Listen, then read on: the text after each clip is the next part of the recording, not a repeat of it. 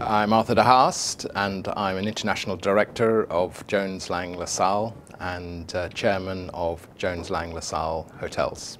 Multiple trends. I guess in some markets we're seeing a strong emergence of budget hotels, particularly here in the UK and also in markets like Germany.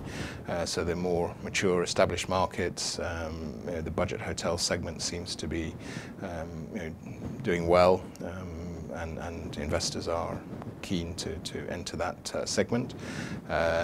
We are seeing in some of the emerging markets a strong trend around mixed-use projects, so large-scale developments where you probably have retail at the lower part of them, so you have a podium, maybe 2 or 3 levels of retail, and then you'll have 2, 3, 4 towers, one of which might be a hotel, one of which might be serviced apartments or residential, 1 or 2 might be offices.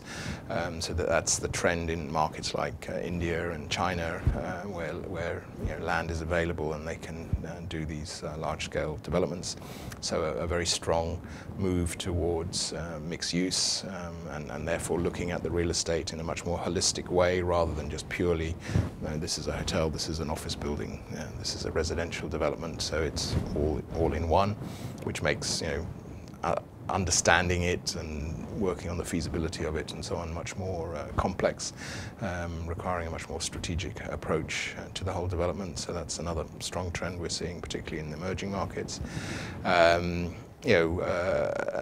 trend we're seeing is the way that the brands and the operating companies are evolving, and the importance of brands and which brands are successful and resonating with the customer, and therefore driving business into the hotel, and therefore the whole issue around distribution, brand management, who owns the client in terms of is it the brand, is it the hotel owner, and so on.